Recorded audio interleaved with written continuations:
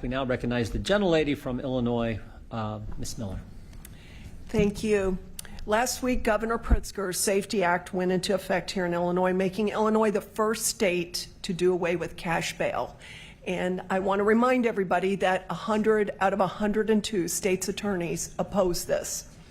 Despite Governor Pritzker and the Democrats' assurances that the Safety Act would not result in the release of violent offenders, initial reports tell us a different story. The first individual released under this new policy had been arrested for pepper spraying 4 police officers.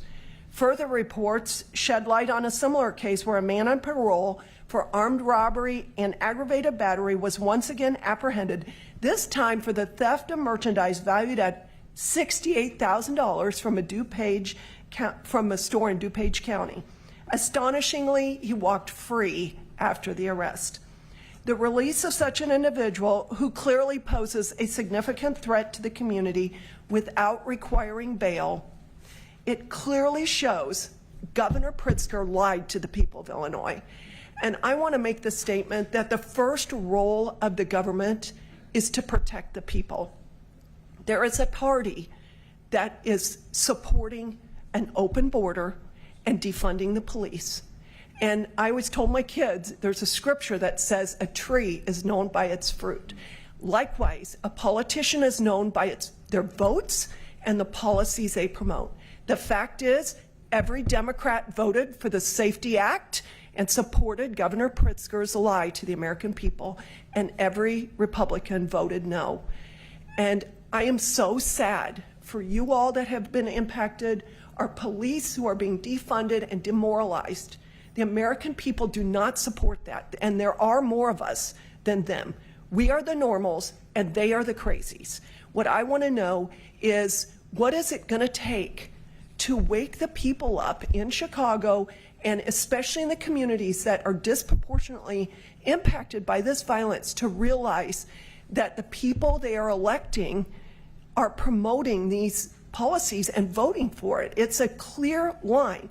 100% of the Democrats voted for Pritzker's Safety Act.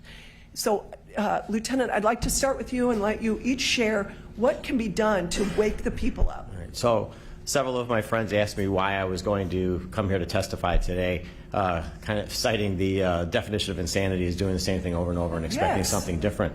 But it doesn't mean that we don't do anything. We can't not speak up. We can't not shine a light on it. We can't, we have to draw attention to what's happening and what's going on. What it's going to take to wake them up, I don't know. I mean, think about just the few that you listed, cases of these offenders that are walking free, or the guy who, shot and killed his neighbor's dog this morning.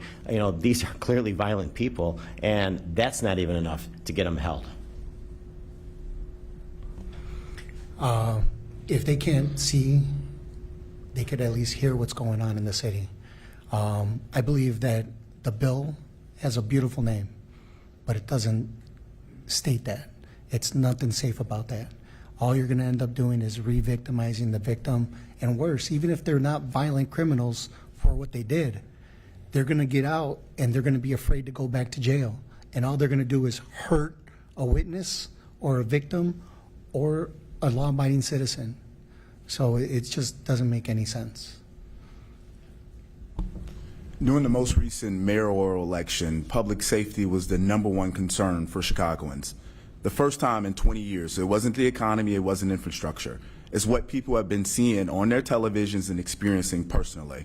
Today, I have a friend who's with me from my 8th grade class who experienced the tragedy of 2 of her innocent brothers being murdered.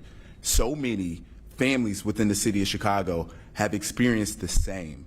What's going to change the trajectory? And we're going to see we're seeing the implementation of the Safety Act now. As people see more and more of these things get out of control, someone's going to get fed up. I know that we've become numb to it here in Chicago. The value of human life has been eroded, but things will change as more and more people, whether they be on the north side, the Gold Coast, the places where you don't usually see crime historically, the more they get fed up. And especially with Brandon Johnson, who I don't think has been doing an effective job, even though he just started as mayor. He said we can't demonize kids. The ideology of a child is innocence. An innocent child does not go and rob somebody. An innocent child at 11 years old isn't carjacking people. They're not murdering and shooting people. We have to hold these people accountable no matter what age they are, and we have to throw the book at them. And honestly, this is just where we are right now in the city of Chicago. No more leniency on murder and shootings. Hold these folks accountable and hold them accountable today. And I'd like to finish up by saying we need to hold Governor Pritzker accountable and every Democrat that voted for the Safety Act. Thank you.